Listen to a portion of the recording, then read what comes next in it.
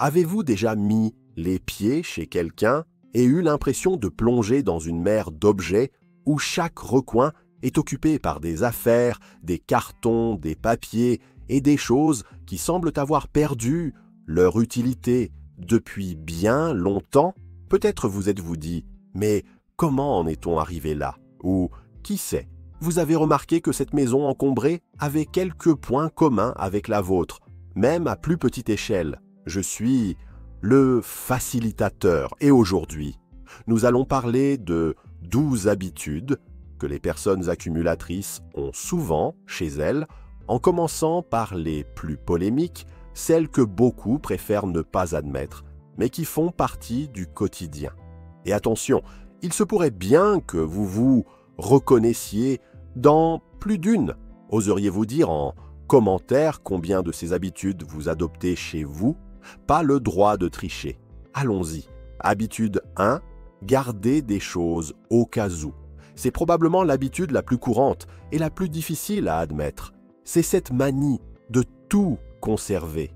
Des pots de glace aux vieux câbles d'appareils qui n'existent même plus, en passant par des outils anciens ou des ustensiles dont vous avez oublié l'existence. On garde tout ça en se disant que, peut-être, un jour, cela pourrait servir. Le problème, c'est que ce jour arrive rarement, et pendant ce temps, la maison se transforme en dépôt. Cette habitude naît d'un sentiment de pénurie, comme si jeter quelque chose était presque un crime. Mais avez-vous remarqué que, quand on a réellement besoin de quelque chose, on finit par en acheter un nouveau, et la plupart du temps, on ne se souvient même plus que l'objet était rangé quelque part. Est-ce vraiment un bon prix à payer que de vivre entouré de bric-à-brac? Habitude 2, s'attacher émotionnellement de façon excessive aux objets. Garder une vieille lettre, un souvenir de voyage ou une photo d'enfance est tout à fait normal. Le problème survient quand n'importe quel objet prend une valeur sentimentale démesurée. La tasse que vous avez reçue au travail il y a 2 ans et que vous n'avez jamais utilisée, la robe de l'année dernière qui ne vous va plus, l'emballage élégant d'un parfum terminé, tout devient trop spécial pour s'en séparer.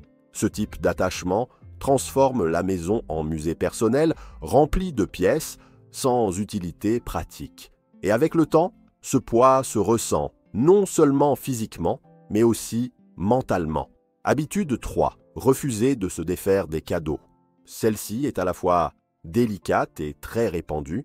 Beaucoup pensent que que se séparer d'un cadeau est un manque de respect envers la personne qui l'a offert. Alors, on garde tout ce qu'on a reçu, même si on n'aime pas, qu'on n'utilise pas, ou qu'on n'a même pas de place pour le mettre. Mais la vraie question est, la valeur d'un cadeau réside-t-elle dans l'objet lui-même ou dans le geste? Les accumulatrices et accumulateurs utilisent souvent cet argument pour justifier la conservation de choses qui n'ont aucun sens dans leur vie actuelle. En vérité, donner un objet qui ne vous sert plus pourrait rendre quelqu'un d'autre très heureux. Seriez-vous vexé d'apprendre qu'un cadeau de votre part a été donné à une personne qui en avait vraiment besoin? Habitude 4. Avoir des collections incontrôlées. Collectionner peut être un hobby sain, mais lorsqu'il n'y a plus de limite, la collection devient accumulation. Il est courant de voir des étagères remplies de figurines miniatures, des boîtes de magazines anciens, des piles de CD qui ne sont même plus écoutées. Souvent, le plaisir d'acquérir est bien plus fort que celui de profiter de ce que l'on possède déjà. Le problème, c'est qu'au lieu d'apporter de la joie, cette collection finit par occuper de l'espace, accumuler la poussière et créer un sentiment permanent de désordre. Habitude 5. Acheter sur un coup de tête. L'accumulateur adore les bonnes affaires, voir quelque chose à bas prix, sauter sur l'occasion et l'emmener à la maison, même sans savoir où le mettre ou quand l'utiliser. C'est pour cela que beaucoup de maisons d'accumulateurs sont remplies d'articles neufs, encore dans leur emballage, attendant un jour d'utilité, qui ne viendra jamais. Acheter sur un coup de tête, c'est nourrir un cercle vicieux. On ressent une petite euphorie au moment de l'achat, mais ensuite vient le poids physique et visuel de l'objet qui reste là, immobile. Combien de choses chez vous n'ont jamais quitté leur boîte? Habitude 6. Avoir peur de jeter quelque chose d'important.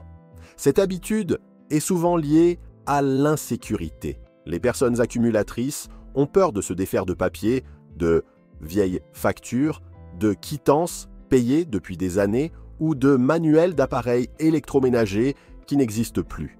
C'est comme si le simple acte de jeter pouvait provoquer une perte irréparable. Le plus ironique, c'est qu'aujourd'hui, pratiquement toutes les informations sont disponibles en ligne.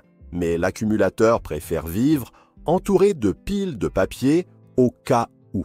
Habitude 7. Remettre le rangement à plus tard. L'accumulateur se dit toujours qu'un jour, il prendra le temps de tout organiser et de régler le problème. Mais ce jour n'arrive jamais. Et pendant ce temps, ce qui n'était qu'une petite pile d'objets finit par se multiplier. Le problème, c'est que l'inaction renforce le sentiment d'être débordé, rendant chaque fois plus difficile le premier pas. Ce report constant crée un cercle vicieux. Plus il y a de désordre, moins on a envie de ranger. Et moins on range, plus le désordre augmente.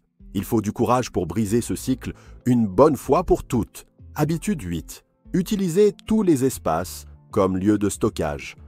Pour l'accumulateur, toute surface libre est une invitation à poser quelque chose. La table du salon devient un amas de courriers, la chaise de la chambre s'emplit de vêtements, le plan de travail de la cuisine est couvert d'ustensiles rarement utilisés. Et ce n'est pas tout. Plaçard, tiroir, espace sous le lit. Tout devient dépôt. Cette pratique crée une maison visuellement étouffante, sans aucun espace libre, pour que l'œil puisse se reposer. Habitude 9. Garder des vêtements qui ne vont plus. C'est un grand classique. L'accumulateur conserve des vêtements vieux de plusieurs années qui ne vont plus ou qui sont passés de mode, avec l'espoir de les reporter un jour. Le problème, c'est qu'en attendant ce jour hypothétique, l'armoire se remplit à tel point qu'il devient difficile de trouver les pièces que l'on utilise réellement.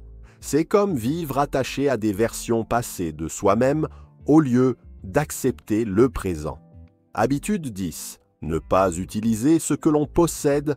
Cela peut sembler étrange, mais beaucoup d'accumulateurs gardent certaines choses pour une occasion spéciale qui n'arrive jamais. Le service de vaisselle réservé depuis des années pour un déjeuner exceptionnel, les bougies décoratives qui n'ont jamais été allumées, la serviette neuve qui n'a jamais été utilisée. Ce comportement transforme les objets en pièces intouchables qui, au final, vieillissent et se détériorent sans avoir rempli leur fonction. Vous aussi, avez-vous quelque chose réservé pour un moment spécial qui ne s'est jamais présenté? Jusqu'à récemment, chez nous, nous avions un service de couvert mis de côté pour cette raison, et cela durait depuis des mois. Nous avons décidé de commencer à l'utiliser plus souvent. Habitude 11. Garder des objets cassés pour les réparer plus tard. C'est un autre piège classique. L'accumulateur garde des choses qui ne fonctionnent plus, en se disant qu'il les réparera un jour. Cela peut être un ventilateur, un vieux téléphone, une montre, ou même un meuble endommagé. Le problème, c'est qu'en réalité, cette réparation n'arrive presque jamais, et l'objet continue d'occuper de l'espace, parfois pendant des années. Et quand enfin on s'en occupe, le coût ou l'effort ne valent pas la peine. Je parie que vous avez quelque chose comme ça chez vous, n'est-ce pas? Habitude 12. Sous-estimer l'impact de l'accumulation. La dernière habitude est peut-être la plus dangereuse, ignorer les effets réels du désordre. L'accumulateur a tendance à minimiser le problème, pensant que ce n'est pas si grave. Mais en réalité, l'accumulation affecte directement la qualité de vie, le bien-être mental et même la sécurité du foyer. Les espaces encombrés compliquent le ménage, augmentent le risque d'accident et peuvent attirer des nuisibles. C'est comme vivre avec un poids constant, même sans en avoir conscience. En fin de compte, l'accumulation ne commence pas avec une montagne d'objets, mais avec de petites habitudes qui se répètent chaque jour. Garder quelque chose pour plus tard, remettre le rangement, s'attacher à des objets inutiles, tout cela s'ajoute jusqu'à ce que la maison cesse d'être un lieu de repos pour devenir un entrepôt. Le plus important est de reconnaître que le changement est possible et que chaque objet qui sort libère non seulement de l'espace physique, mais aussi mental. Alors, je vous pose la question, laquelle de ces habitudes avez-vous déjà remarqué chez vous ou chez quelqu'un de proche? Pensez-vous pouvoir briser ce cycle avant qu'il ne prenne de l'ampleur? Laissez votre réponse en commentaire, car je suis sûr que beaucoup vont se reconnaître dans ce sujet. Et si cette vidéo vous a été utile d'une quelconque manière, merci de laisser un j'aime et de vous abonner à la chaîne pour recevoir plus de contenu précieux comme celui-ci. Un grand merci et à très bientôt.